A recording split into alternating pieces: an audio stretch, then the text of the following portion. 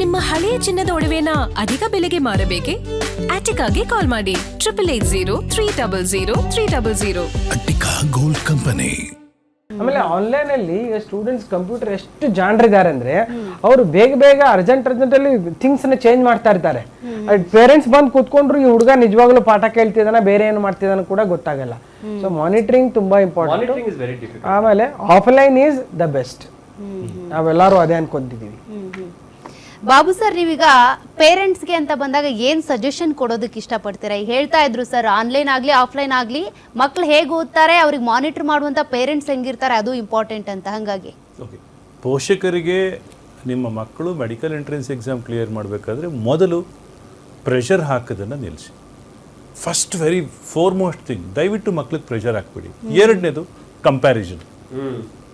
ಯಾರೋ ಒಬ್ಬ ಹುಡುಗನ ಕಂಪೇರ್ ಮಾಡೋದು, ಅವನು ಆ ಥರ ಮಾಡೋದಂತೆ. ಇನ್ಯಾವುದೋ ಒಂದು ವಾಟ್ಸಪ್ಪಲ್ಲೋ ಎಲ್ಲೋ ಬಂತು, ಯಾರೋ ಒಬ್ಬ ವಿದ್ಯಾರ್ಥಿ ಕಷ್ಟಪಟ್ಟು ನ್ಯೂಸ್ ಪೇಪರ್ ಆಗ್ತಾ ಅವನು ಒಳ್ಳೆ ಅಂಕ ತೆಗೆದ, ಅವನ ಬಗ್ಗೆ ನಮ್ಮೆಲ್ಲರಿಗೂ ಗೌರವ ಇದೆ, ವಿಲ್ ಅಪ್ರಿಷಿಯೇಟ್ ಇಟ್. ಬಟ್ ಆ ವಿಚಾರವನ್ನೇ ಕಂಪೇರ್ ಮಾಡಿಕೊಂಡು ನಿಮ್ಮ ಮಕ್ಕಳು ನಾನು ನೋಡು ಅವನು ನ್ಯೂಸ್ ಪೇಪರ್ ಹಾಕೋರು ಮಗ ಇದು ಮಾಡ್ದ, ನಿನ್ಗೆ ಇಷ್ಟೆಲ್ಲ ಫೆಸಿಲಿಟಿ ಕೊಟ್ಟಿದ್ದೆ, ನೀನೇನು ಮಾಡಿದೆ. ದಯವಿಟ್ಟು ಈ ರೀತಿಯ ಕಂಪ್ಯಾರಿಸನ್ಗಳಿಂದ ಮಕ್ಕಳನ್ನ ಹೊರಗಡೆ ತೊಗೊಂಡು ಬನ್ನಿ. ತುಂಬ ತುಂಬ ಇಂಪಾರ್ಟೆಂಟು. ಇದಲ್ಲದೆ ನೋಡಿ, ನಿಮ್ಮ ಮಕ್ಕಳು ಮೆಡಿಕಲ್ ಎಂಟ್ರೆನ್ಸ್ ಎಕ್ಸಾಮ್ ಕ್ಲಿಯರ್ ಮಾಡಬೇಕಾ, ನಾನು ಹೇಳ್ಕೊಡ್ತೀನಿ, ಅದನ್ನು ಮಾಡಿ. ರೆಗ್ಯುಲರ್ ಕಾಲೇಜು, ಸಿಂಪಲ್ ಆಗಿರೋ ಕಾಲೇಜ್ಗೆ ಹಾಕಿ ಒಳ್ಳೆ ಪುಸ್ತಕಗಳನ್ನು ತಂದುಕೊಡಿ. ಮಕ್ಕಳು ಓದುವಾಗ ಜೊತೆಲಿ ಕೂತ್ಕೊಡಿ. ನೋಡಿ, ಏನಿಲ್ಲ ಸರ್, ಮಕ್ಕಳು ಓದುವಾಗ ಈಗ ನೀವೇ ಪೇರೆಂಟ್ ಅಂದರೆ ನೀವು ಒಂದು ಪುಸ್ತಕ ಇಟ್ಕೊಂಡು ಕೂತ್ಕೊಳ್ಳಿ. ನ್ಯೂಸ್ ಪೇಪರ್ ಅಲ್ಲ, ಮೊಬೈಲ್ ಅಲ್ಲ. ನೀವು ಮೊಬೈಲ್ ನೋಡ್ತಾ ಇರೋದು, ಮಕ್ಳಿಗೆ ಹೇಳೋದು ಮೊಬೈಲ್ ನೋಡಬೇಡ ಅಂತ. ಸರಿ, ನೀನ್ಯಾಕೆ ಮೊಬೈಲ್ ನೋಡ್ತಿದ್ಯಪ್ಪ? First you stop using the mobile and you say I am keeping my mobile aside.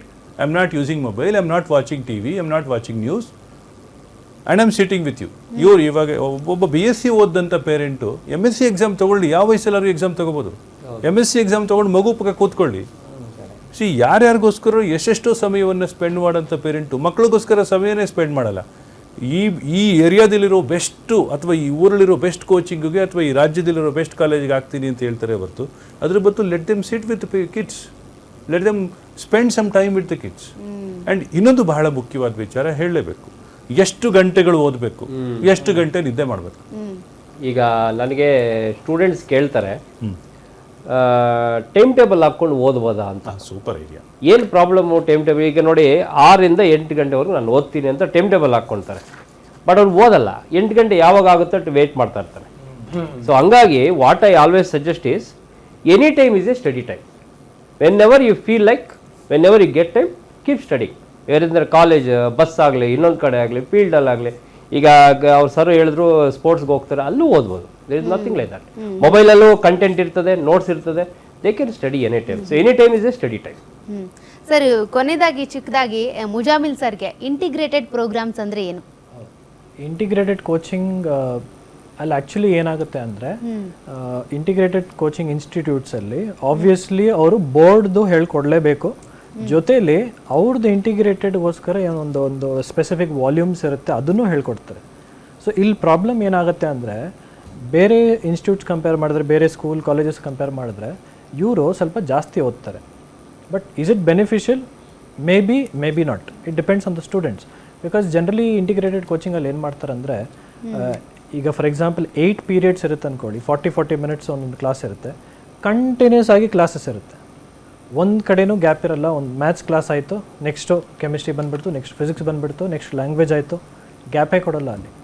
So ಮಕ್ಳು ಏನು ಮಾಡ್ತಾರೆ ಅಂದರೆ, ಆ ಕಾನ್ಸೆಪ್ಟ್ ಓದ್ತಾರೆ. ಈಗ ಇಂಟಿಗ್ರೇಟೆಡ್ ಇನ್ಸ್ಟಿಟ್ಯೂಟ್ಸಲ್ಲಿ ಏನು ಮಾಡ್ತಾರೆ ಅಂದರೆ, ಒಂದು ವೀಕಲ್ಲಿ ಒಂದು ಪಾರ್ಟ್ ಹೇಳ್ಕೊಡ್ತಾರೆ, ಒಂದು ಕನ್ಸೈಸ್ ಕಾನ್ಸೆಪ್ಟ್ ಹೇಳ್ಕೊಡ್ತಾರೆ. ಅದರದ್ದು ಎಕ್ಸಾಮ್ ಬರೀಬೇಕಾಗುತ್ತೆ ನೆಕ್ಸ್ಟ್ ಮಂಡೇ. ಸಪೋಸ್ ಅವರು ಆ ಎಕ್ಸಾಮ್ ಬರೆದ್ಬಿಡ್ತಾರೆ. ಎಕ್ಸಾಮ್ ಬರೆದಿದ್ದ ತಕ್ಷಣ ಹಿಂದೆ ಏನು ಕಲ್ತಿದ್ದಾರೆ ಎಲ್ಲ ಮರ್ತೋಗ್ಬಿಡ್ತಾರೆ. Again they learn another new concept the next week. Then write exam, forget.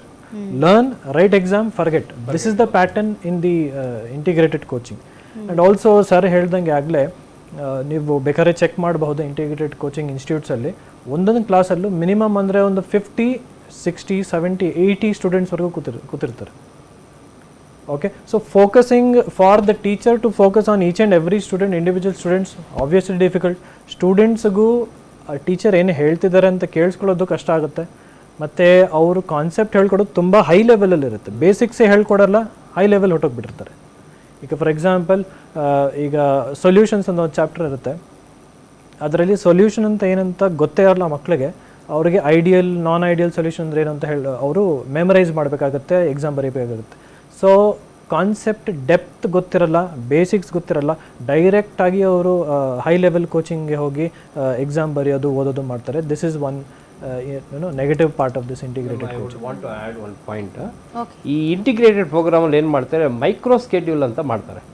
ಈಗ ಸಿಲೆಬಸ್ ಇದೆಯಲ್ಲ, ಸಿಲೆಬಸ್ನ ಕಂಟೆಂಟ್ ವೈಸ್ ಸ್ಪ್ಲಿಟ್ ಮಾಡಿ, ಈಗ ಈ ಅವರ್ ಹೋಗ್ತೀವಿ, ಈ ಕಾನ್ಸೆಪ್ಟು ನೀವು ಮಾಡಬೇಕು. ಇವಾಗ ಎಲ್ಲ ಟೀಚರ್ಸು ಅದೇ ಕಾನ್ಸೆಪ್ಟ್ನ ಒಂದೇ ಥರ ಹೇಳ್ಕೊಡೋಕ್ಕಾಗಲ್ಲ. ನಾನು 2 hours ತಗೊಳ್ಳೋದು, ಮೇಡಮ್ 1 hour ತಗೋಬೋದು.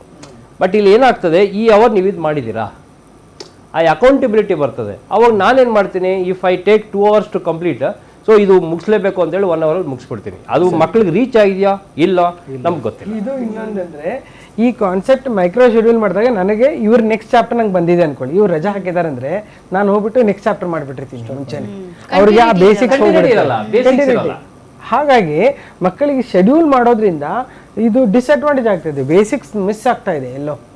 ಮತ್ತೆ ಇನ್ನೊಂದೇನಂದ್ರೆ ಅವ್ರಿಗೆ ಟೀಚರ್ಸ್ಗೂ ಕೂಡ ಟಾರ್ಗೆಟ್ ಕೊಟ್ಟಿರ್ತಾರೆ, ಈ ಟೈಮಲ್ಲಿ ನೀವು ಇದನ್ನು ಮುಗಿಸ್ಬಿಡ್ಬೇಕು.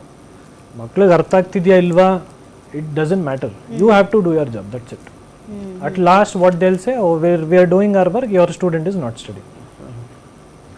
ಇಂಟರಾಕ್ಷನ್ಸ್ ಇರಲ್ಲ ಅಂತ ಸರ್, ಕೊನೆಯದಾಗಿ ಏನು ಹೇಳಕ್ಕೆ ಇಷ್ಟಪಡ್ತೀರಾ? ಟೈಮ್ ಟೇಬಲ್ ಹಾಕ್ಕೊಂಡು ಓದೋದ್ರ ಬಗ್ಗೆ ಹೇಳಲೇಬೇಕು. So I'll give A very simple example, I'll make it fast.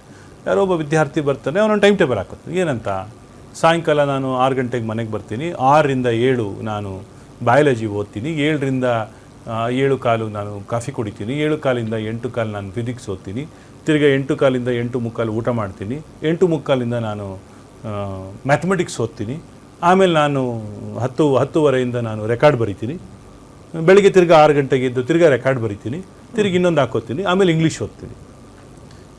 ನೋಡಿ ಇದು ಹೇಗೆ ಈ ಟೈಮ್ ಟೇಬಲ್ ಬರೆದು ಅಂಟಿಸ್ಕೊಂಡ್ಬಿಡ್ತಾ ಮನೇಲಿ, ಭಾಳ ಚೆನ್ನಾಗಿ ಅಂಟಿಸ್ಕೊಂಡ್ಬಿಡುತ್ತೆ. ಯಾರ್ಯಾರು ಬಂದು ನೋಡಿದವರು ಎಷ್ಟು ಚೆನ್ನಾಗಿ ಟೈಮ್ ಟೇಬಲ್ ಹಾಕ್ಕೊಂಡಿದ್ದಾನಪ್ಪ ಅಂತ. ಈ ಟೈಮ್ ಟೇಬಲ್ ಏನಾಗ್ಬಿಡುತ್ತೆ ಅಂದರೆ ಅದನ್ನು ಇವ್ರ ಕೈಲಿ ಮಕ್ಳ ಕೈಲಿ ಫಾಲೋ ಮಾಡೋಕ್ಕಾಗಲ್ಲ. ಹಳೆ ಗರ್ಲ್ ಫ್ರೆಂಡ್ ಫೋಟೋ ಇದ್ದಂಗೆ, ಬಿಸಾಕಂಗಿಲ್ಲ ಇಟ್ಕೊಳ್ಳಂಗಿಲ್ಲ. ಗರ್ಲ್ ಫ್ರೆಂಡ್ ಫೋಟೋ ಬಿಸಾಕ್ಬಿಟ್ರೆ ಫೀಲಿಂಗು, ಇಟ್ಕೊಂಡ್ರೆ ನೋಡ್ತಾ ಇರ್ಬೇಕು, ಆ ಥರ ಟೈಮ್ ಟೇಬಲ್ ಪ್ರಾಬ್ಲಮ್. ಸೊ ಆ ಟೈಮ್ ಟೇಬಲ್ ಹಾಕೊಳ್ಳೋದು ತಪ್ಪಾ? ಇಲ್ಲ, ಖಂಡಿತ ತಪ್ಪಲ್ಲ.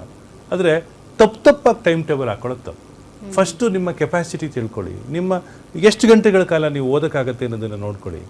ಹೇಗೆ, ಮೊದಲು ಒಂದಿನ ಯಾವತ್ತೋ ಒಂದು ಭಾನುವಾರನೋ ಯಾವತ್ತೋ ಒಂದಿನ ನೋಡಿ, ಬೆಳಿಗ್ಗೆ ನೀವು ಎಷ್ಟೊತ್ತಿಗೆ ಎದ್ದೇಳ್ತೀರಿ ಎದ್ದೇಳಿ, ಎಷ್ಟೊತ್ತು ಓದೋಕ್ಕಾಗತ್ತೆ ಓದ್ರಿ, 1 hour ಓದೋಕ್ಕಾಗತ್ತೆ 1 hour ಓದ್ರಿ, ಆಮೇಲೆ ಬ್ರೇಕ್ ತೊಗೊಂಡ್ರೆ ಪರವಾಗಿಲ್ಲ ತಗೊಳ್ಳಿ. ನೀವು ನಾರ್ಮಲಾಗಿ ಏನೇನು ಮಾಡಿದ್ರಿ ಅವತ್ತು ಎಲ್ಲ ಒಂದು ಕಡೆ ಬರ್ಕೊಂಡೋಗಿ. ಒಬ್ಬ ವಿದ್ಯಾರ್ಥಿ ಆ ಇಡೀ ಭಾನುವಾರ 6 ಗಂಟೆಗಳು ಓದೋದಕ್ಕೆ ಆಗ್ತಾಯಿದೆ ಭಾನುವಾರ ಅಂತ ಹೇಳಿದ್ರೆ, ನೀವು 6 ರಿಂದ 6:15 ಗಂಟೆಗೋ ಅಥವಾ 5:15 ಗಂಟೆಯಿಂದ 7 ಗಂಟೆಗೋ ನೀವು ಟೈಮ್ ಟೇಬಲ್ ಶೆಡ್ಯೂಲ್ ಮಾಡ್ಕೊಳ್ಳಿ, ಖಂಡಿತ ಸಕ್ಸಸ್ ಆಗ್ತೀರಿ. ನಿಮ್ಮ ಕೆಪಾಸಿಟಿ ಇರೋದೇ 5 hour ಓದೋದಕ್ಕೆ, ನೀವು 12 hour ಓದೋದಕ್ಕೆ ಟೈಮ್ ಟೇಬಲ್ ಹಾಕೊಂಡ್ಬಿಟ್ರೆ ಅದರಿಂದ ನಿಮಗೆ ಸಕ್ಸಸ್ ಆಗೋದಿಲ್ಲ. ನಿಮ್ಗೆ ನೆಗೆಯೋಕ್ಕಾಗದೆ 6 ಅಡಿ 5 ಅಡಿ ಇರುವಾಗ 12 ಅಡಿಗೆ ಗೆರೆ ಹಾಕೊಂಡು ನೆಗೆಯೋಕ್ಕಾಗ್ತದ? ಸೊ ಟೈಮ್ ಟೇಬಲ್ ಹಾಕೊಳ್ಳೋದು ತಪ್ಪು ಅಲ್ಲ, ತಪ್ಪಾಗಿ ಹಾಕೊಳ್ಳೋದು ತಪ್ಪು. ಇದು ನನ್ನ opinion about time table. Maybe the other teachers will agree with this. Just ಒಂದಂದ್ರೆ ಟೈಮ್ ಟೇಬಲ್ ಒಂದು ವೇಳೆ ಹಿಂದಿಂದ ಉಳಿದ್ಬಿಟ್ರೆ ಅದು ಡಬಲ್ ಆಗುತ್ತೆ ನೆಕ್ಸ್ಟ್ ಡೇ. ಹೌದು, ಈಗ ಒಂದು ಚಾಪ್ಟರ್ ಹಾಕೊಂಡಿರ್ತಾರೆ, ಚಾಪ್ಟರ್ ನಂಬರ್ 2 ನಿನ್ನೆ ಮುಗಿಸ್ಬೇಕಾಗಿತ್ತು, ಆಗಿಲ್ವಾ, ಇದು ಚಾಪ್ಟರ್ ನಂಬರ್ 3ಗೆ 2 ಆ್ಯಡ್ ಆಗುತ್ತೆ, ಆಮೇಲೆ 4 ಕೊನೆಗೆಲ್ಲ ಕ್ರಾಶ್ ಮಾಡಿಬಿಟ್ಟು ಇಲ್ಲ ಹೊಸ ಟೈಮ್ ಟೇಬಲ್ ಆಗ್ತದೆ ಅಷ್ಟೇ.